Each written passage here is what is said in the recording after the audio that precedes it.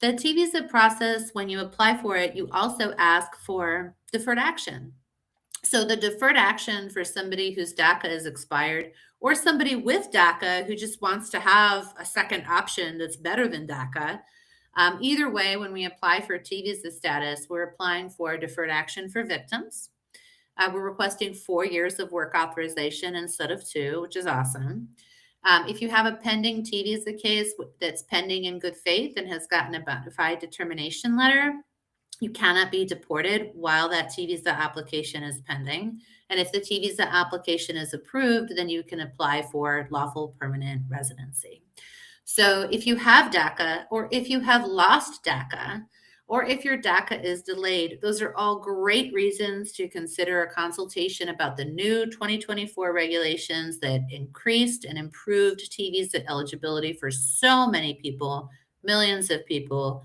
And so if you haven't had a good T visa screen in a really long time, or you've never had one, it's time to get one done, because this DACA cycle of 2-year renewals and suffering delays is ridiculous.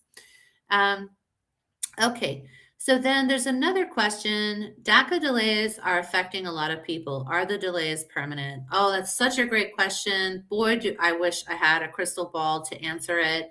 I do think that these delays are going to continue for a long time, to the point where if somebody has DACA at this point, I think you'd be fine to renew it even a year early. 6 to 8 months at this point, totally normal to file a DACA renewal that early.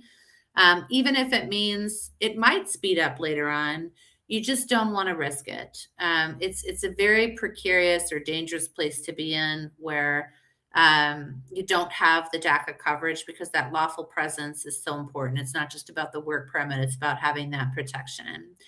I do think that this current government administration has done some major slowdowns unnecessarily, but I'm sure the government thinks they've got their reasons for it.